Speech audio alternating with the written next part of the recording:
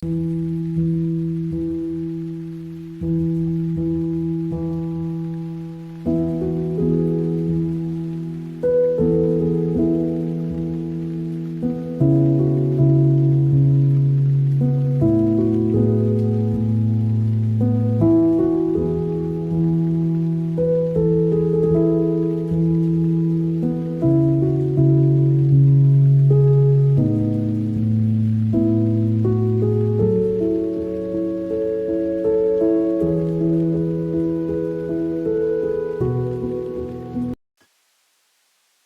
there.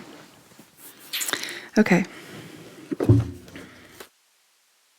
These are some really old journals, to varying degrees of length, going in the past. That was an awkward sentence, but hopefully you get the gist. So, I didn't grab my most recent journal.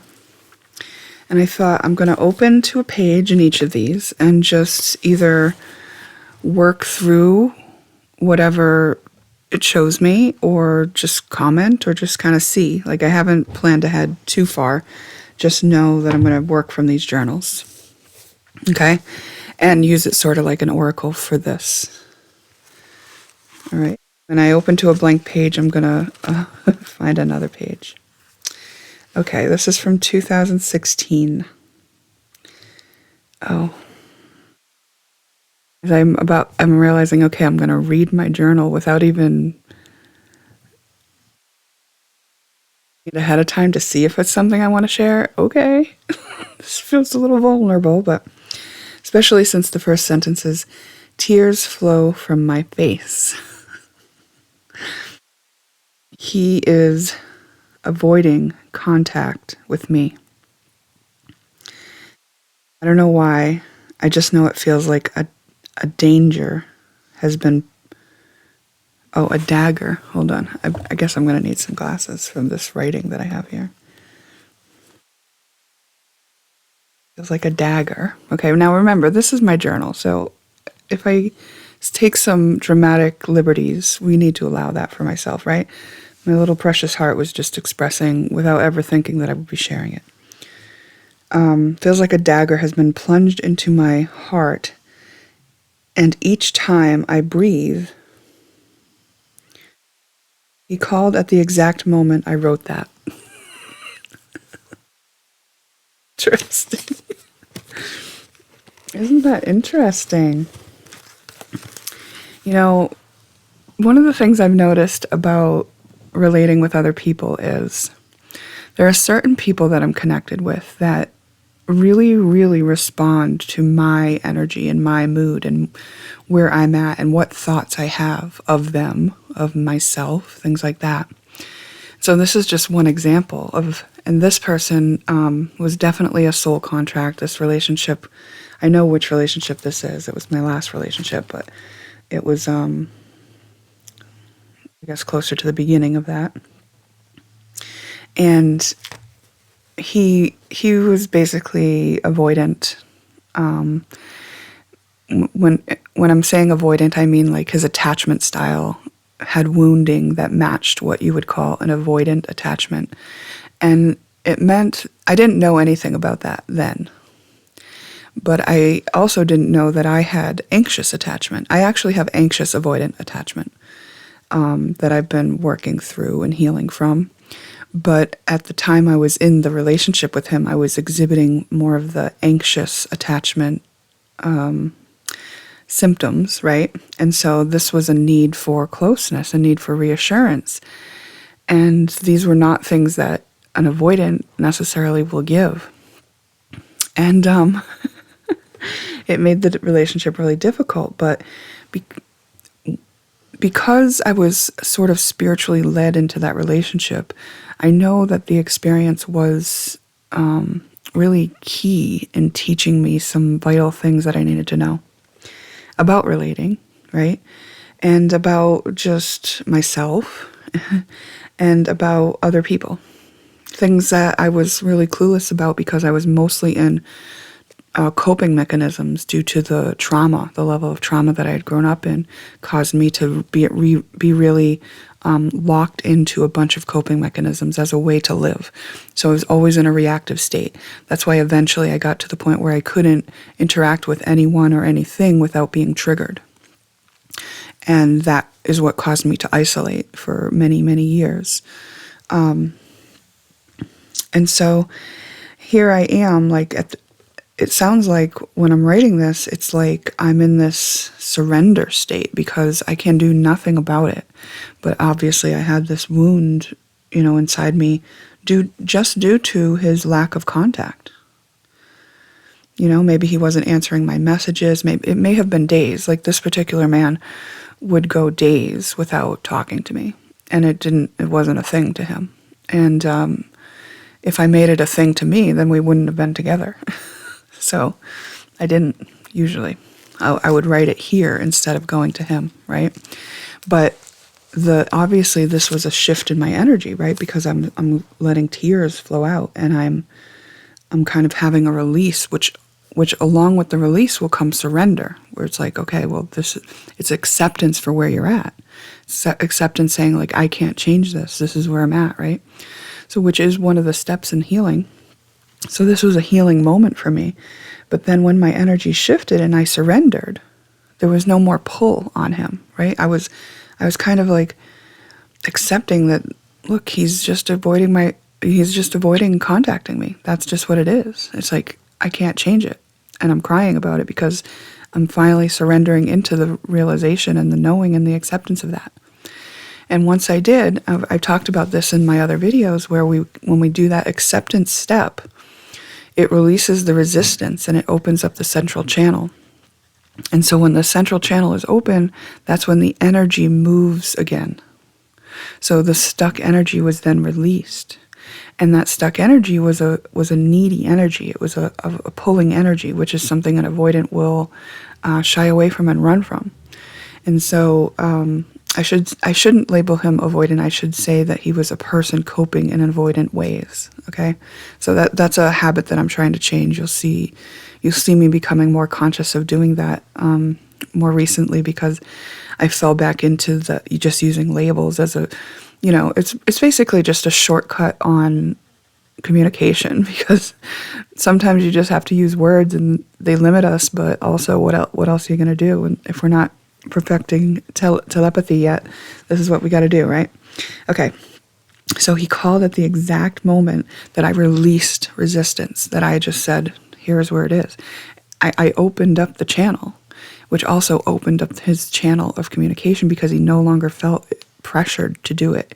He no longer felt pulled. He no longer felt like it was an expectation. Energetically, he may not have been conscious of that at all. Just finally, there was space in the energy between us where however he copes, didn't feel intimidated or avoidant to that scenario anymore. So one thing about this is I do have my granddaughter here sleeping on the couch, so she may wake up and I may cut this short at some point.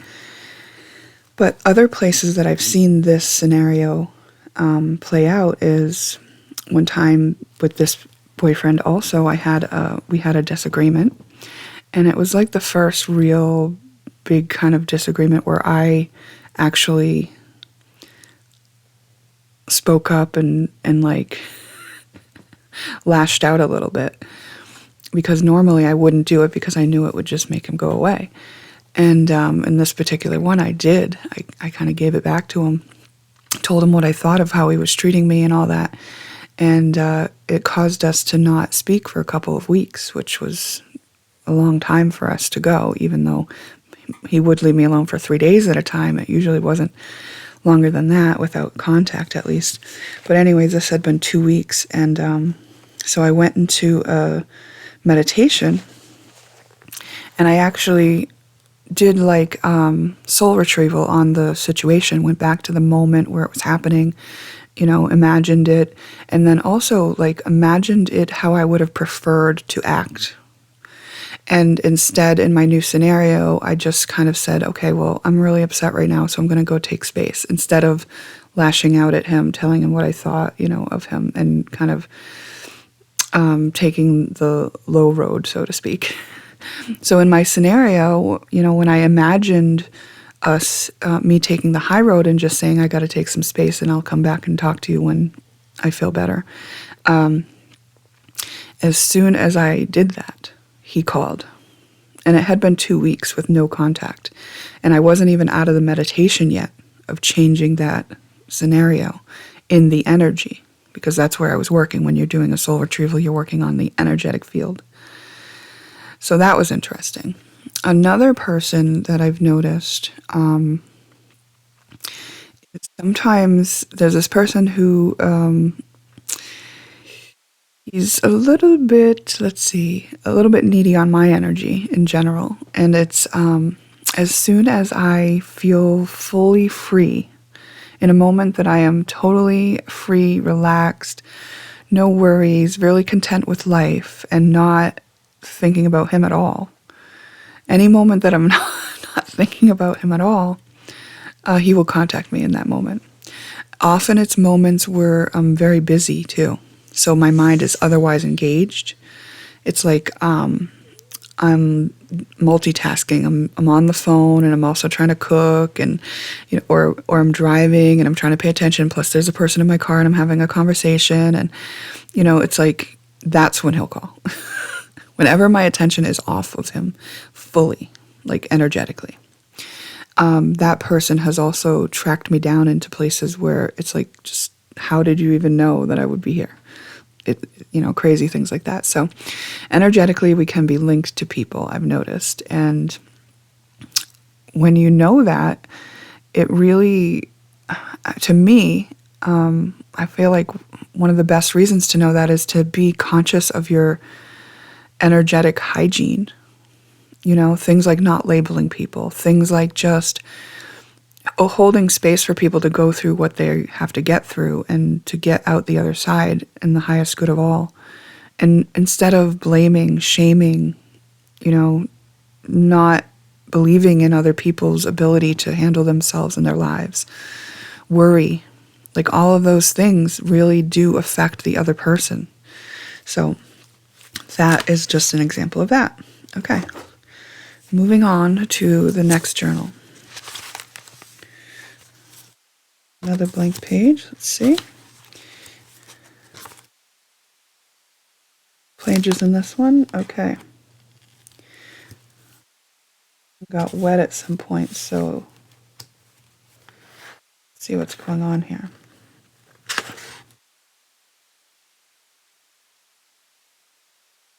Yeah, some of this page is wiped away, but it looks like this thing that I wrote on the bottom half of the page. I'll try to read the top. Aches spreading this in my skin, radiating from within. That makes me want to screaming, want help. I don't know. It would seem. Yeah, can't make that out, but here's something I can read that's on that page that I opened to. Calm is the desire. I'm alone now too. Thrown into the fire. Initial reaction. I have to ignore. Feelings subside. And I can live some more. A burden to breathe. Sinking feeling. Impossible dreams. Threatening to leave.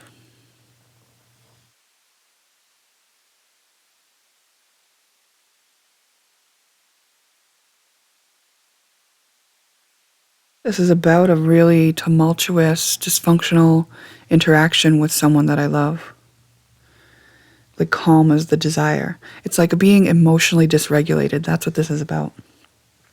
I'm alone now too. Like even if I'm with somebody, I'm alone because they're completely in a different place. It's chaos. Thrown into the fire, and it feels like high stakes. Initial reaction, I have to ignore. Like whatever I feel like doing in that moment, no, can't do that. And then just let the feelings subside and I can live some more. a burden to breathe, meaning this feels all too overwhelming and too much, and a sinking feeling, like because I'm sinking down and not taking up my power to take responsibility and handle the situation. That's what's happening here.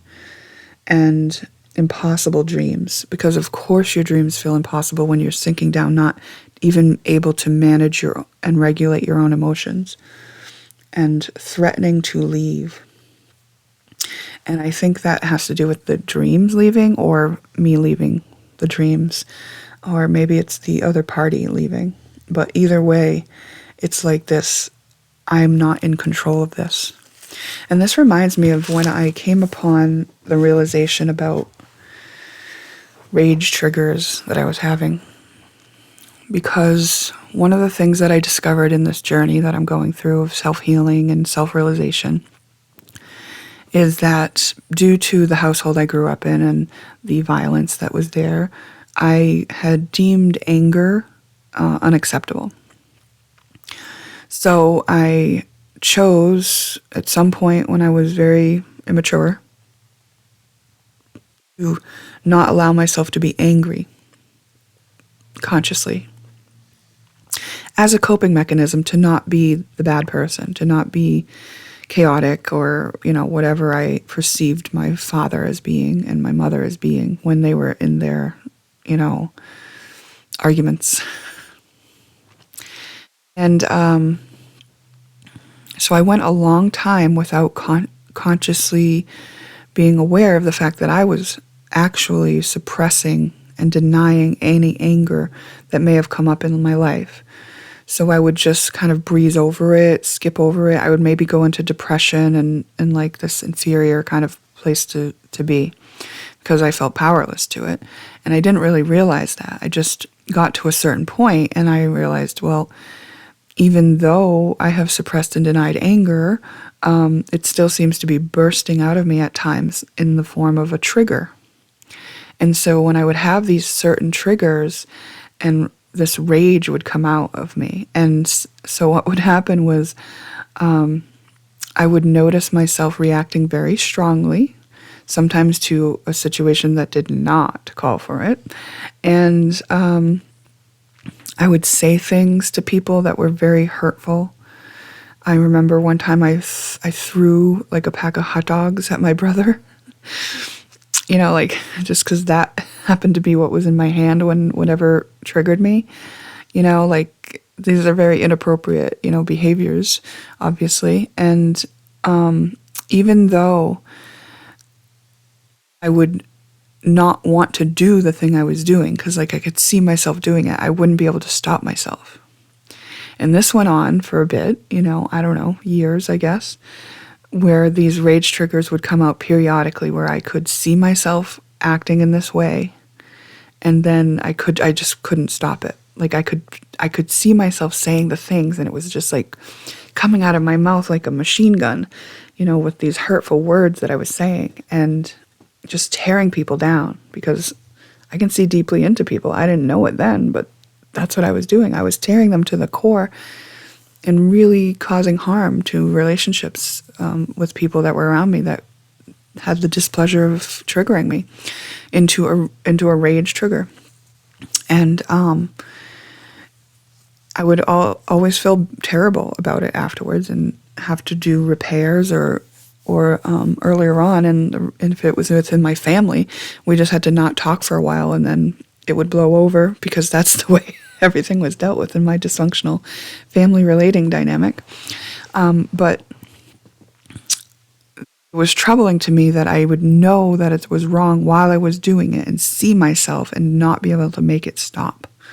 And what I realized is because anger is a natural part of life, and I had suppressed and denied it, but anger still happened.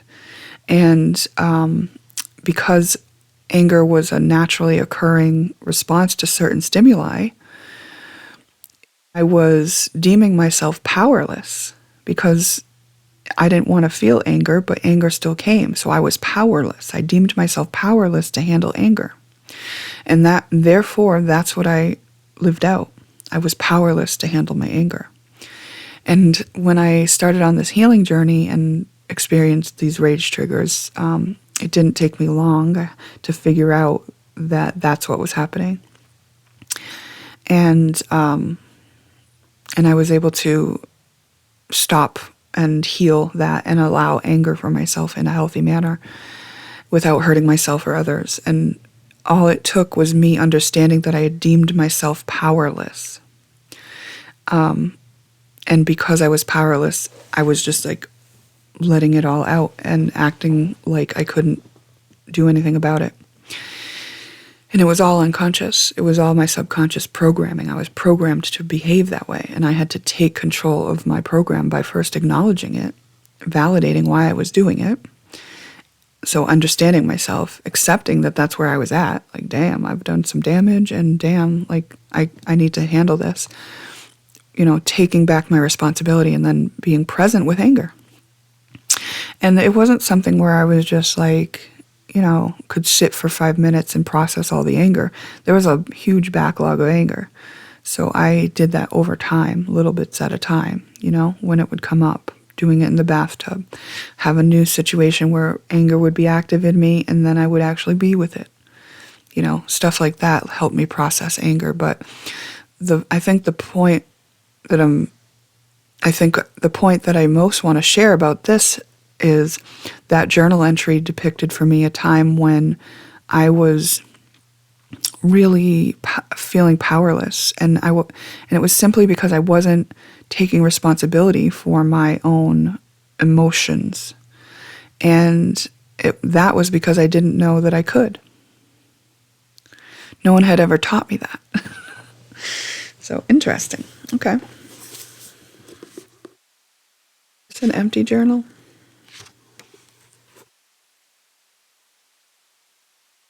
I collect journals from thrift shops. Now this one's empty. I like this one. See how it's not lined and it's like that? All right.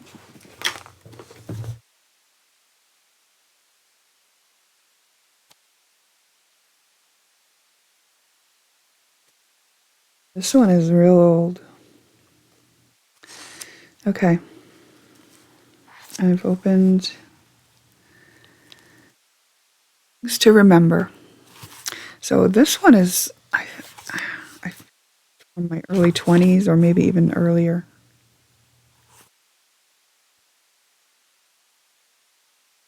Oh, there is stuff from April of 2016 in here. So, you know, that happens sometimes. Even though I have all these journals, I was never good at keeping up with a journal. A lot of my journals are just like a few pages filled out and then that's it. And some of them are like halfway filled out, things like that. So, different time periods can reign in the same journal is what my point is. So let's see what I've got here. Things to remember.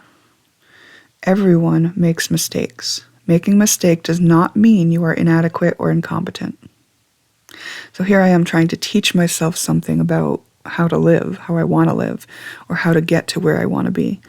Everyone has embarrassing moments. Everyone does things that they later regret. So you can see how this is how I help myself recover from that other thing that I was saying, the rage triggers. It's like, that is embarrassing. That is regretful. That is a mistake that I made, right? And this is me trying to still love myself through that. This is me using words to encourage myself to still love myself, even though I acted like that. Others are not as aware of what you say or do as you are. And I think these must be tips that I got from a book or something like that. They are usually focused on their own concerns. Being likable does not mean that everyone will like you. Ooh. Everyone experiences rejection. Everyone experiences disapproval. You can't please everyone all the time. You know, these are the words of like comfort to a people pleaser, someone who's coping by trying to be useful, helpful, liked by everyone, you know. Being imperfect is not synonymous with being inadequate. No one is perfect. So this tells me that there was a point where I was just realizing that I had all this kind of programming about, or coping about, not making mistakes, about, being perfect, about, of course I didn't want to be embarrassed, and of course I didn't want to be rejected. And I wanted people to like me, right? It feels safer when someone likes you. They're not going to make fun of you. They're not going to betray you. They might still. You know what I mean? Okay. Interesting. So I think those are kind of commonly known things these days. So let's move on to the next journal.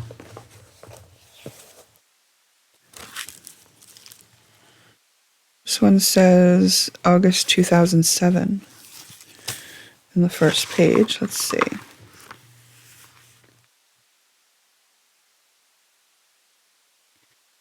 Interesting. Oh, I feel a little embarrassed just to read this first bit.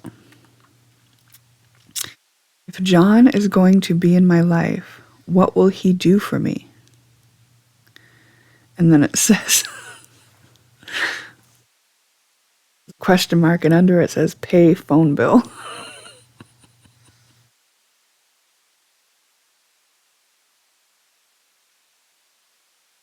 And this is obviously out of context. Let's see what the page before it says.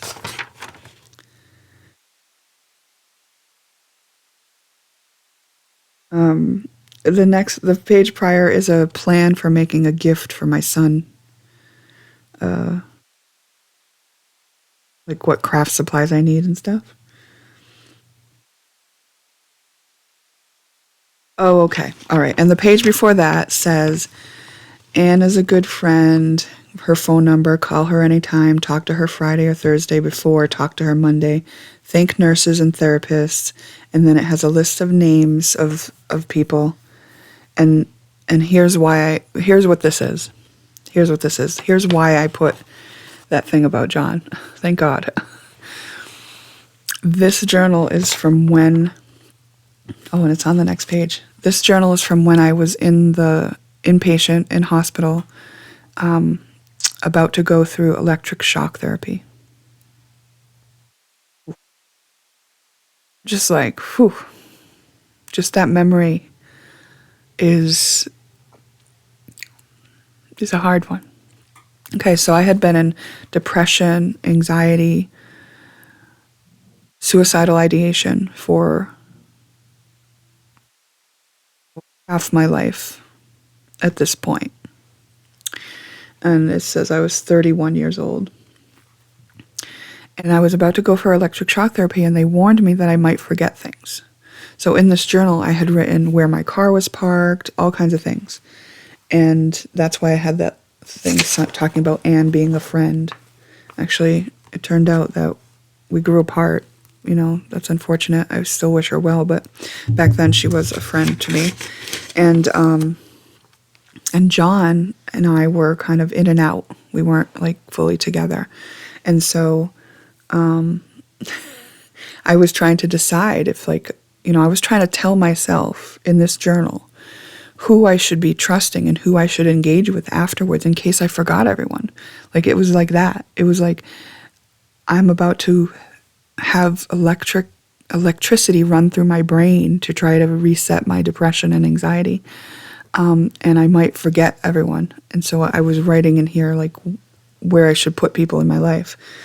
And I think that's kind of a little inside joke. Like, at that time, I couldn't see what he would do to enhance my life by being in my life, which is unfortunate because, it's just true, though, because he was coping with alcohol at that time, so, and anyone who's coping with alcohol just to that degree, it's a form of avoiding something within themselves.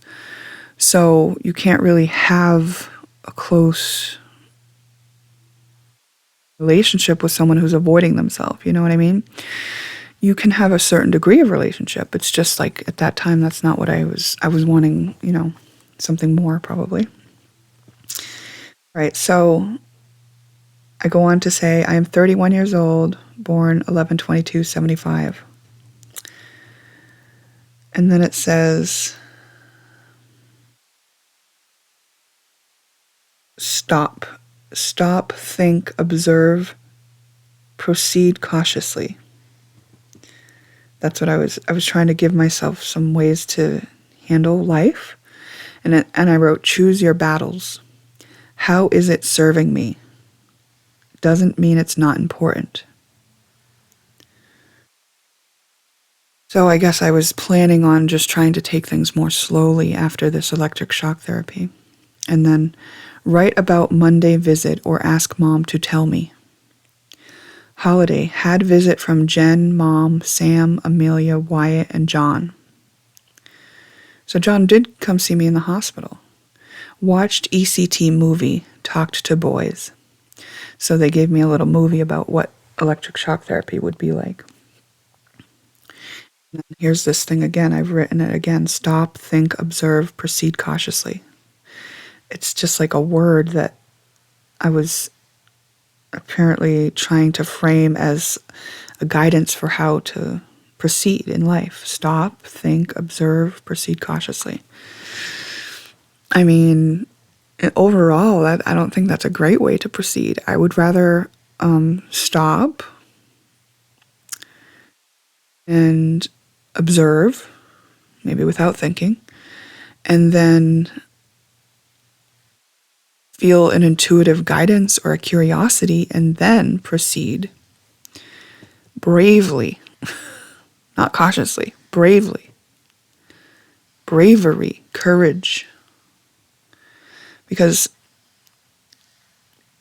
I get why I might want to use that when I'm just like starting out and I don't know when anything's going to be, if my memory was wiped, which it wasn't fully, but it was a very traumatic situation for me to go through the electric shock therapy.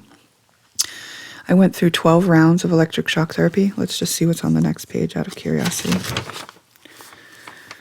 Coping, deal with the facts, forget the shoulds, accept what I can't change.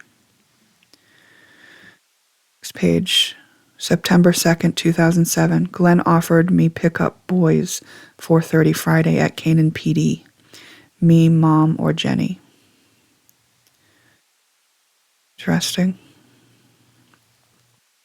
So at that time I had gone through a custody battle and we had to do the exchange at places that were public. Remember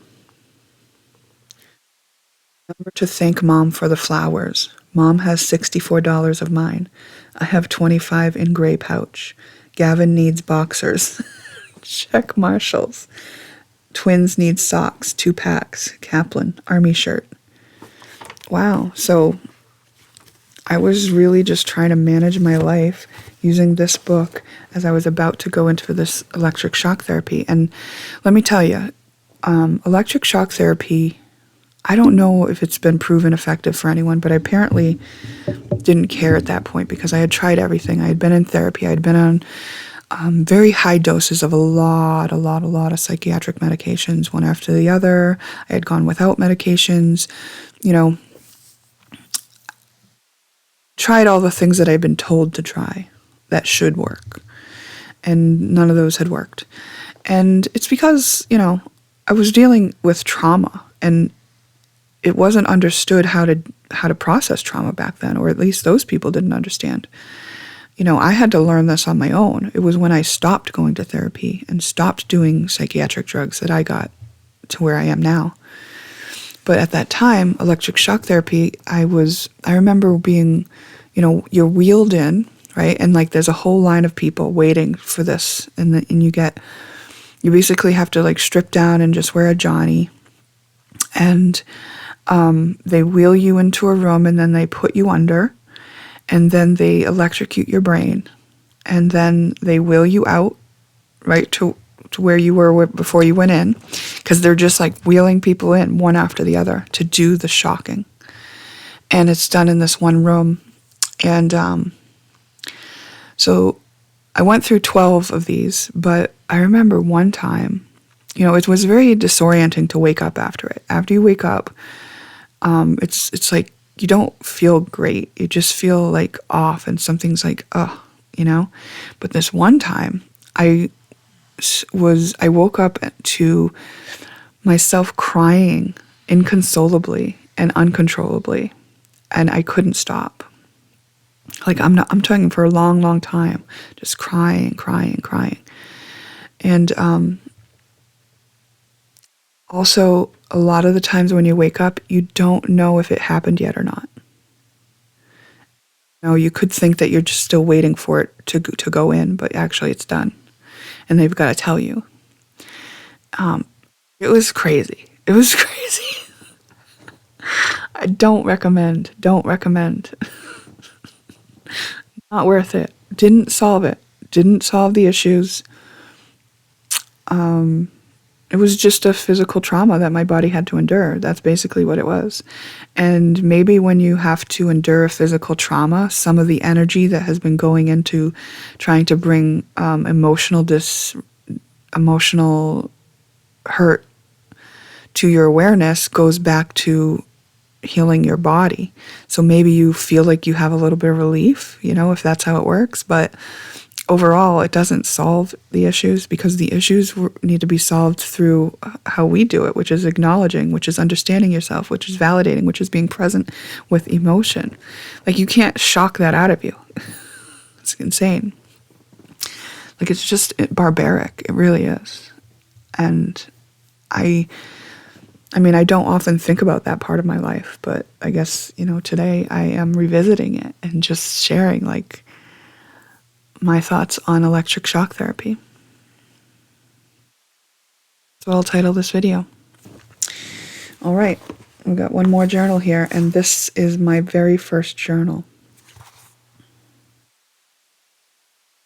This is my very first journal. I'm talking like age 14 or something. January 1991.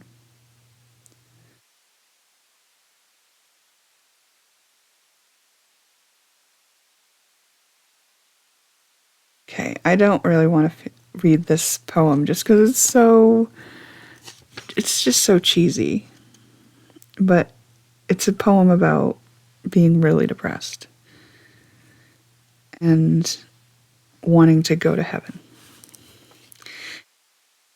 Skip that. Oh, look what I found. Oh, it's been ruined. It's a picture of me and my dad.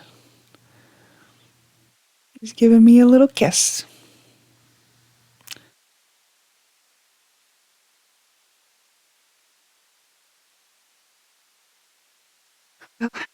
Glad that has been, let's take it out of there.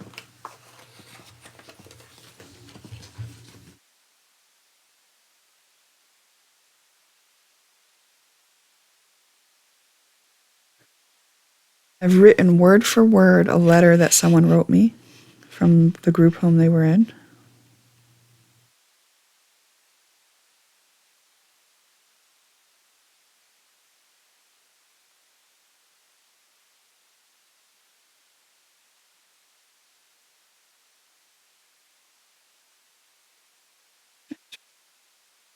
Sorry, I know this one just feels a little bit too vulnerable because I'm protecting that little girl part of myself. Look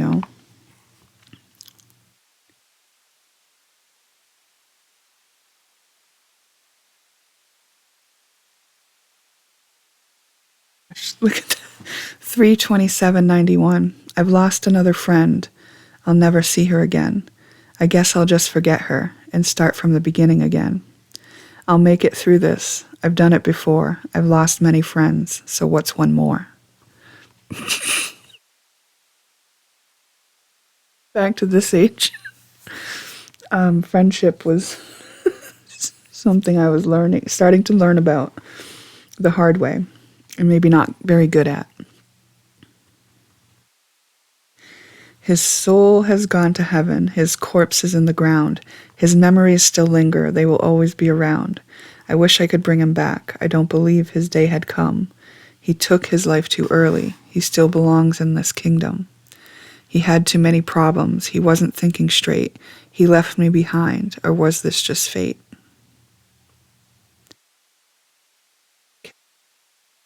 So I like to rhyme. Oh gosh. So close to death, coming nearer and nearer, almost there, perception not clear. Don't turn back, be set free. So this was a very morbid time in my life.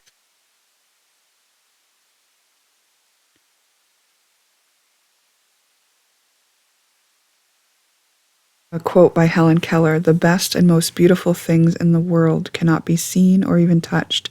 They must be felt with the heart."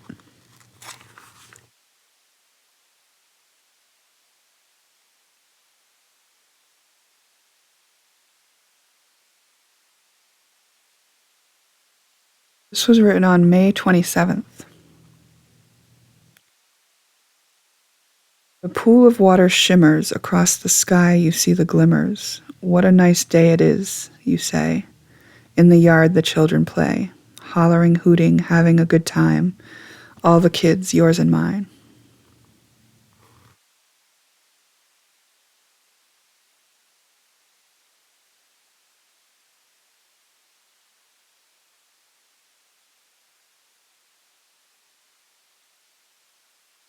Interesting. So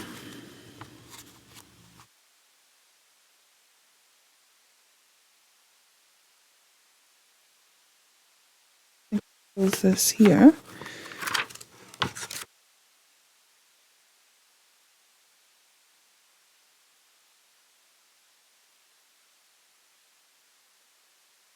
All right, I'll read this one. I don't think it's great. I'm just gonna show you what my little 14-year-old mind was thinking. In the fiery mind of one who believes in fairy tales and exotic dreams is where peace was born. It came to humans free of charge, but they turned it down. In the world long ago, they lived underground with no room to grow. And so they fought in a squished environment about how long you could stay out and who'd pay the rent. Ooh, there was no reason to. It was really quite simple. Just leave it to the little girl with one little dimple. All right. Just end on a nonsensical poem note. A little cutie I was, so depressed and morbid. All right, so I mean, I think that journal just shows like how really active my creativity was. My imagination was on fire apparently, and how mixed in that was with this view of the world as not being great and not fair and just sad. But still, there I was finding things to enjoy, which was like, you know, the letter that I had gotten from the friend there. You know, I made comment in there. I didn't read that one, but I made comment about how nice it was that I got that letter, you know, and so I was still finding ways to feel loved. I was still experiencing life in a way that, like, my interpretation was that, yeah, things are really hard and they suck and people fight, but also I really love people. And that has stuck with me for the whole time. Very interesting. So I guess that is something that's really me. See the dark, but I live in the light.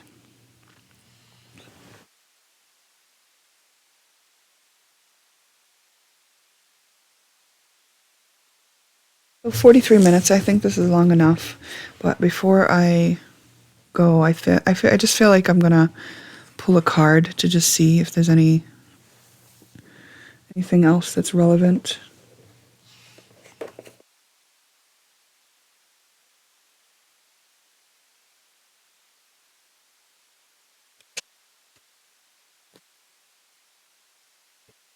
Hello. I'm sorry I waked you. Oh, you didn't wake me. It's okay, honey. Good morning. I'm sorry if I woke you. Actually, I'm not that sorry because it's about time to wake up.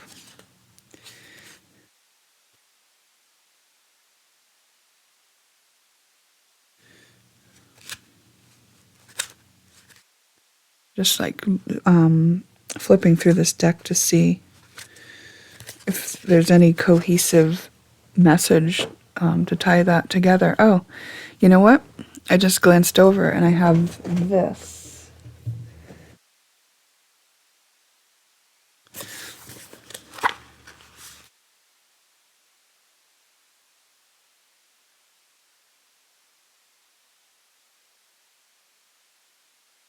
Shift in consciousness, evolution, motion, fourth dimension, fifth dimension, all timelines accessible by conscious choice. So this is why we're becoming conscious, so that we can access the other timelines.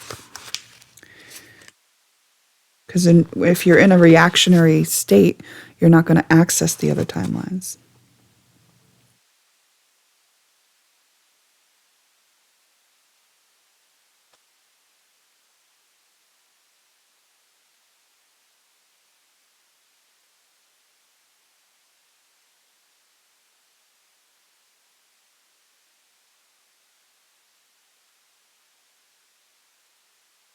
These are notes that I made when I was just kind of helping myself retrain myself. It says, I remain calm and capable when faced with anything at all. I have unbounded courage. I have plenty of energy to achieve my goals. I move my body every day. Those are like just affirmations. And affirmations do help sometimes if it helps you clarify that which you prefer and that's what you want to put your efforts and focus on. So I haven't found them to be necessarily that helpful in reprogramming myself, just because I don't have that much consistency.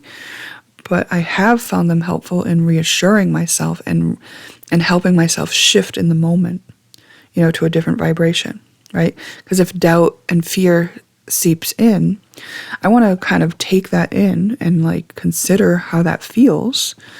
But eventually I would like to move through that and then back into a place where I can trust. I can trust that that doubt and fear was there to give me perspective. If it's not something that is really indicator of, danger, that has to be considered as well. All right, I feel like I'm talking nonsense now, so I'm going to wrap this up.